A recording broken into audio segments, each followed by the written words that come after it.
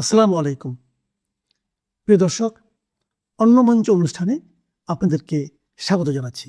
Mostafa Khamenei ইরানের নতুন যে সর্বোচ্চ ধর্মীয় নেতা, তিনি নিশ্চিতভাবে কোনোভাবেই ইরানকে এই সময়ে যুদ্ধ থেকে পিছু হটার নির্দেশনা দেবেন না। বরং তিনি হচ্ছেন সেই নেতা যিনি ইরানের ইসলামিক রেভলিউশনারি গার্ডকে আরো অনেক বেশি উজ্জীবিত করতে পারবেন এবং আরো অনেক বেশি দক্ষতায় যুদ্ধ পরিচালনা করতে পারবেন বলে ইরানের ভেতরে প্রত্যাশার তৈরি হয়েছে। প্রেসিডেন্ট ট্রাম্প এক সপ্তাহেরও বেশি সময় আগে ইরানে যখন হামলা পরিচালনা করে ইরানের সর্বোচ্চ নেতা আয়াতুল্লাহ আলী খামেনিকে হত্যা করেছিলেন, তখন তার যে প্রত্যাশা ছিল, অর্থাৎ ইরানের পুরো ইসলামী শাসন ব্যবস্থা হুড়মুড় করে ভেঙে পড়বে, ইরানে ট্রাম্প এরপর মার্কিন যুক্তরাষ্ট্রের একান্ত অনুগত তার পছন্দ মতন একজন নেতা নির্বাচিত করে ইরানের শাসনের শীর্ষে বসাতে পারবেন, এই কোনো লক্ষ্য বা স্বপ্নই প্রেসিডেন্ট ট্রাম্পের পূরণ হয়নি। ইরান এখনো জোর দাবি করে আসছে যে ইরান কিছুতেই এই পাল্টা আক্রমণ থেকে পিছু হটবে না। এই যুদ্ধ থেকে যারা যুদ্ধ শুরু করেছে তাদেরকেই প্রথম পিছু হটতে হবে। আর ইরানের শাসন ব্যবস্থাকে যে ভেঙে পড়ার মতো কোনো পরিস্থিতিতে ট্রাম্প ফেলতে পারেননি, ইরান বারবার সেটা প্রমাণ করছে। সর্বশেষ ইরানের পরবর্তী সর্বোচ্চ ধর্মীয় নেতা হিসেবে একজনকে নির্বাচন করে সেই ঘোষণাও দিয়ে ফেলে তারা প্রমাণ করেছে যে তারা প্রেসিডেন্ট ট্রাম্প বা যুক্তরাষ্ট্র ইসরায়েলের তোয়াক্কা করতেও রাজি না। তারা তাদের নিয়ম মাফিক নেতা নির্বাচন করেছে এবং সেই নেতা এমন নেতা যিনি ইসলামিক রেভলিউশনারি গার্ড, যারা বর্তমানে যুদ্ধের নেতৃত্ব দিচ্ছে ইরানের পক্ষে, তার সঙ্গে একটা দীর্ঘ সময় ধরে ঘনিষ্ঠভাবে কাজ করে আসছেন। ট্রাম্প বলে রেখেছিলেন যে তার অনুমতি না নিয়ে কোনো নেতা নির্বাচন করলে এর ফল ভালো হবে না। এখন তিনি বলছেন নেতা নির্বাচন করে ফেললেও এরা বেশি দিন টিকতে পারবেন না, কারণ যুক্তরাষ্ট্রের অনুমোদন ছাড়া ইরানে কোনো নেতার পক্ষে বেশি দিন টিকে থাকা সম্ভব হবে না। তার মানে ট্রাম্পকে একরকম মেনে নিতে হচ্ছে যে তার কোনো রকম অনুমোদন বা তাকে শলাপরামর্শ করা ছাড়াই এমন ভয়াবহ হামলা পরিচালনার মধ্যে ইরান তাদের নিয়ম অনুসরণ করে সর্বোচ্চ নেতা নির্বাচন করে ফেলেছে। ট্রাম্পের জন্য আরো বড় চপেটাঘাত হয়ে দাঁড়িয়েছে যে যেই খামেনিকে অপসারণ করতে এত বড় হামলা পরিচালনা করলেন এবং সারা পৃথিবীকে যুদ্ধের সম্মুখীন করে ছাড়লেন প্রেসিডেন্ট ট্রাম্প, সেই খামেনির পুত্র, তার দ্বিতীয় পুত্র মোস্তাফা খামেনিকেই ইরান তার সর্বোচ্চ ধর্মীয় নেতা হিসেবে নির্বাচন করেছে। ইরানের এই যে সর্বোচ্চ ধর্মীয় নেতা নির্বাচনের একটা পদ্ধতি সেই 1979 সালে ইসলামিক বিপ্লবের পরেই নির্ধারিত হয়ে গিয়েছিল এবং সেটা অনুযায়ী ইরানে যে 88 জন আলেমের একটা সর্বোচ্চ পর্ষদ আছে, সেই পর্ষদ মিলে বসে ইরানের ধর্মীয়, সামরিক এবং আন্তর্জাতিক সম্পর্কের শীর্ষ নেতা হিসেবে একজন সর্বোচ্চ ধর্মীয় নেতাকে নির্বাচন করে এবং এ দফায় তারা সেক্ষেত্রে আয়াতুল্লাহ আলী খামেনির দ্বিতীয় পুত্র মোস্তাফা খামেনিকে নির্বাচন করেছেন।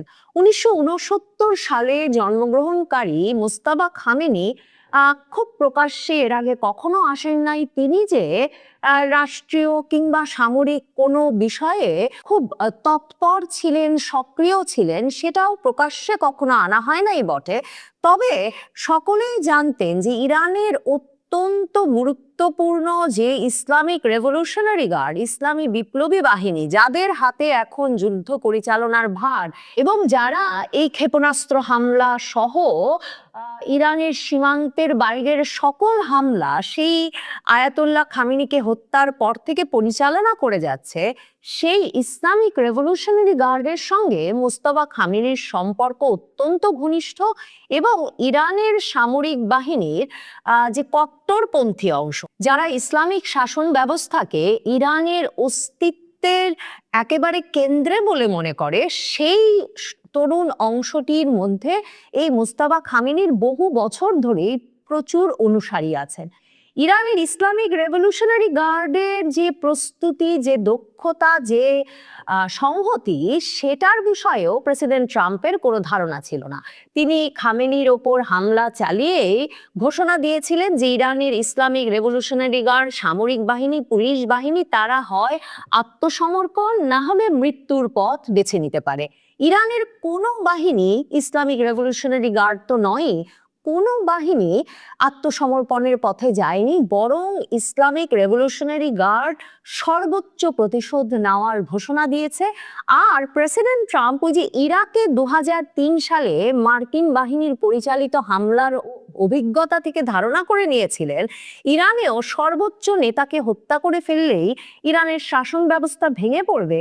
আর ইরান সেই 2003 সাল থেকেই প্রস্তুত হচ্ছিল যে কিভাবে শীর্ষস্থানীয় নেতাদের অনেকের উপর হামলা হলেও ইরানের ইসলামিক রেভলিউশনারি গার্ড তাদের প্রতিরোধ এবং প্রতিরক্ষা বজায় রাখতে পারবে।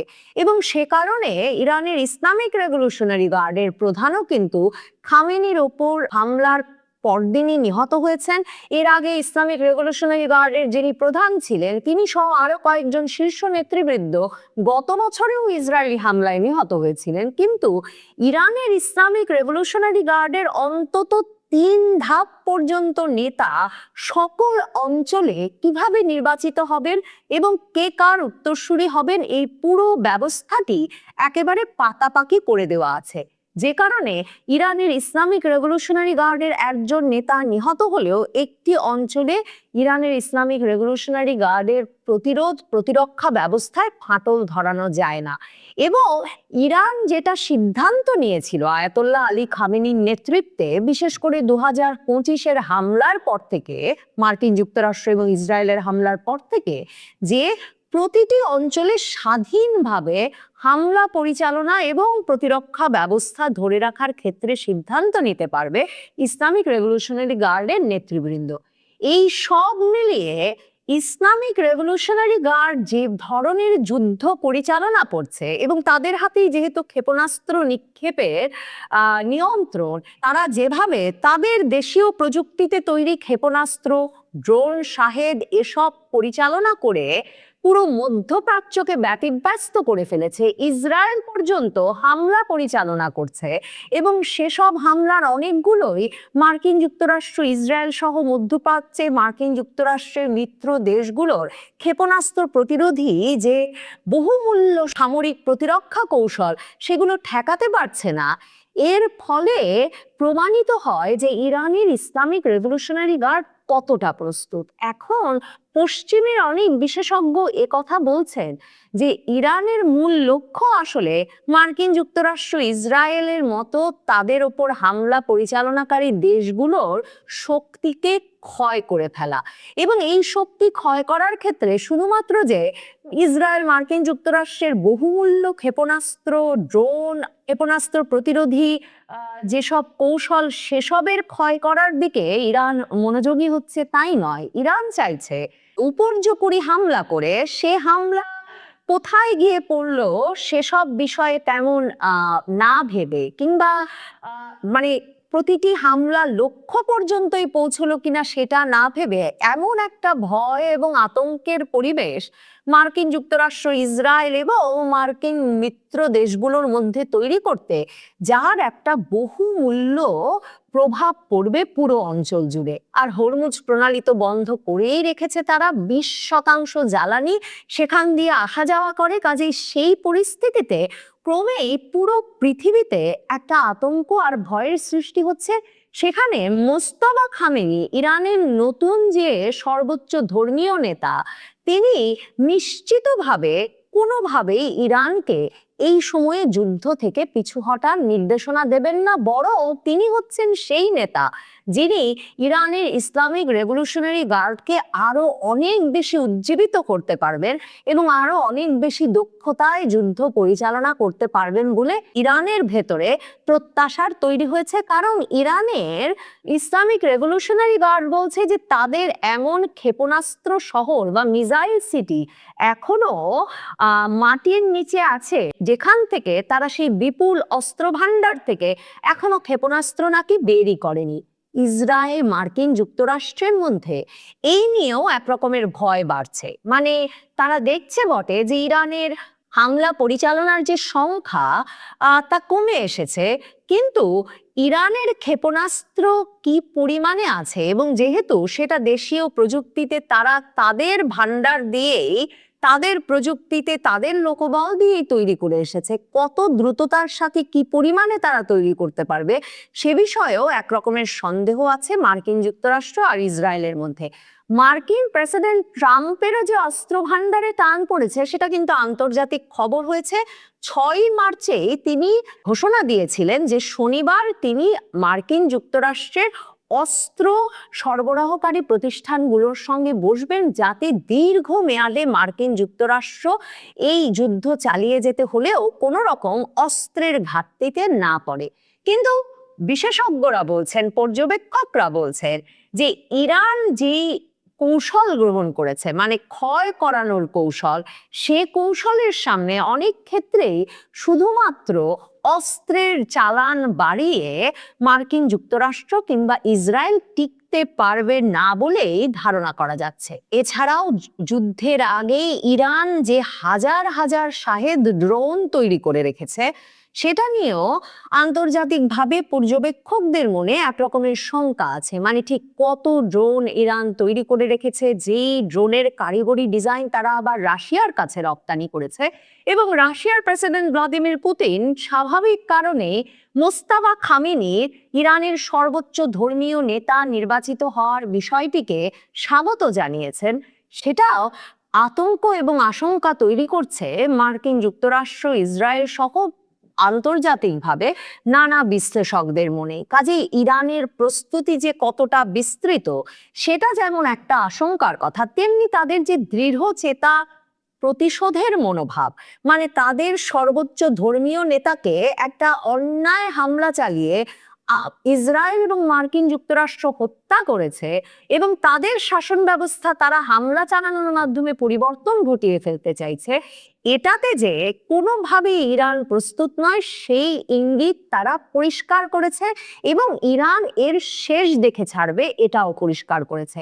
প্রেসিডেন্ট ট্রাম্পের আরেকটা প্রত্যাশা ছিল যে খামেনির পতনের সাথে সাথে ইরানের রাস্তায় সরকার বিরোধী যে বিক্ষোভকারীরা তারা দলে দলে নেমে আসবেন, কিন্তু এমন একটা আগ্রাসন নিজ দেশের ওপর চলার পর এবং যখন ইরানের ইসলামিক রেভলিউশনারি গার্ড সারা ইরান জুড়ে তাদের নিয়ন্ত্রণ সর্বোচ্চ পর্যায়ে নিয়ে গেছে এবং যুদ্ধ পরিচালনা করছে, সে অবস্থায় ইরানের রাজপথে কোথাও ইরানের সরকার বিরোধী বিক্ষোভকারীরাও নেমে আসতে পারেনি।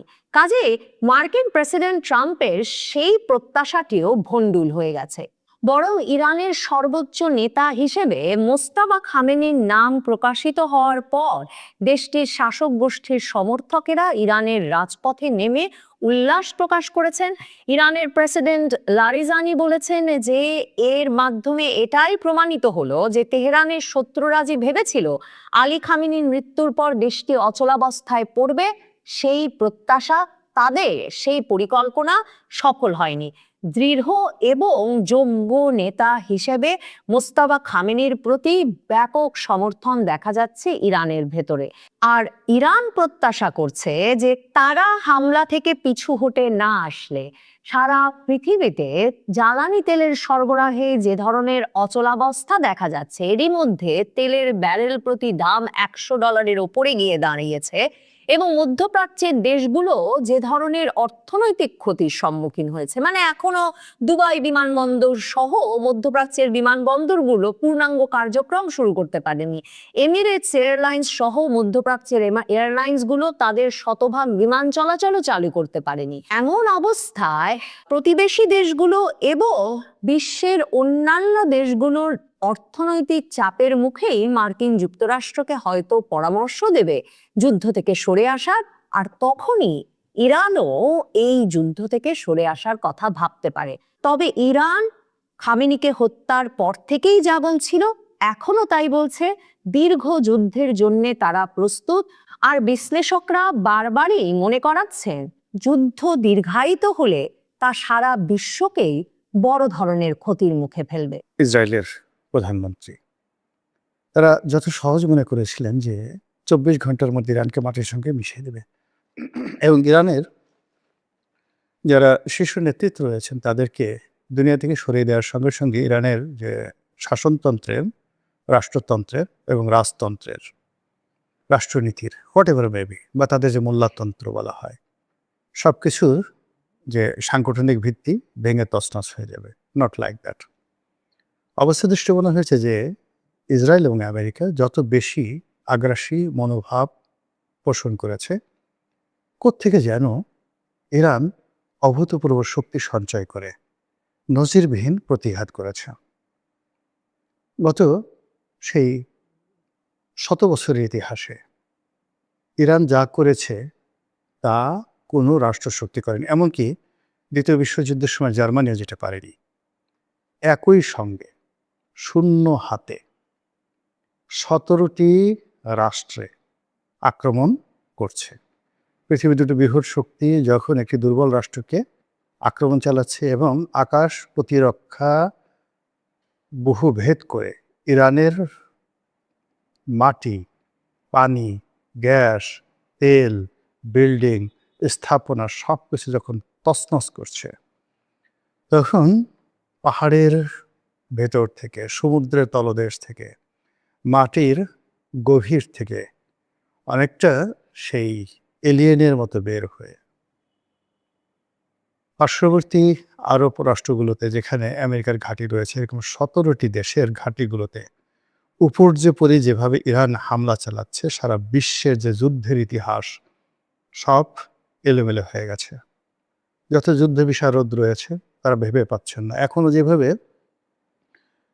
আধুনিক সভ্যতা মিশরে গিয়ে মিশরের পিরামিড দেখে অবাক হয়ে যায়, ৫,০০০ বছর আগে এই পিরামিড কীভাবে তৈরি হয়েছিল এই কথা চিন্তা করতে গিয়ে তারা যখন জ্ঞান হারিয়ে ফেলে, ঠিক একই অবস্থাতে ইরান কি করে টিকে আছে। এত ধ্বংসস্তূপের মধ্য থেকে একের পর এক কী করে তারা মিসাইল ছুড়ছে, তাদের ড্রোনগুলো কীভাবে আরবদের গুম হারাম করে দিয়েছে, তাদের ড্রোনগুলো কীভাবে হোয়াইট হাউসকে তছনছ করে দিচ্ছে। তছনছ করে দিচ্ছে মানে মধ্যপ্রাচ্যের যত ক্ষয়ক্ষতি ইরানের মাধ্যমে আমেরিকার হচ্ছে, যত ক্ষয়ক্ষতি ইসরায়েলের হচ্ছে, এটা হোয়াইট হাউস কোনোদিন কল্পনা করেনি। ফলে মার্কিন যুক্তরাষ্ট্রের সরকারি বাসভবনের দিনে রাতে সারাক্ষণ শুধু মাতম। কি হলো, কিভাবে এখান থেকে ফিরে আসব, কিভাবে আমরা এর পরিণতি ভোগ করব। যে ঘটনাগুলো আমরা জানতে পারছি, আমেরিকার যে দম্ভগুলো ছিল, তাদের সবচেয়ে বড় রণতরী আব্রাহাম লিঙ্কন, এটি ধ্বংস করে দেওয়া হয়েছে ইরানের পক্ষ থেকে। অকল্পনীয়। তাদের অন্যান্য যে সকল রণতরী ধ্বংস করে দেওয়া হয়েছে। যে সকল সূত্র থেকে খবর আসছে, এ যাবৎকালে কম করে ১,০০০ মার্কিন সৈন্য মধ্যপ্রাচ্যে নিহত হয়েছেন ইরানের আঘাতে। অন্যদিকে ইরানের যে ব্যালিস্টিক মিসাইল, সে মিসাইলের আঘাতে তেল আবিব সহ ইসরায়েলের যে বড় বড় শহরগুলো রয়েছে, বন্দরগুলো রয়েছে, নদী বন্দর নয়, সমুদ্র বন্দরগুলো রয়েছে, হাইফার মতো বন্দর, তেল আবিবের মতো বিমানবন্দর, তাদের যে ক্যান্টনমেন্টগুলো রয়েছে, সেখানে কি পরিমাণ ক্ষয়ক্ষতি হয়েছে, কত মানুষ মারা গিয়েছে আমরা এখন পর্যন্ত জানি না। ইতিমধ্যে হিজবুল্লাহ লেবানন থেকে যেভাবে আক্রমণ চালাচ্ছে, এই আক্রমণ ইসরায়েলকে তছনছ করে দিচ্ছে।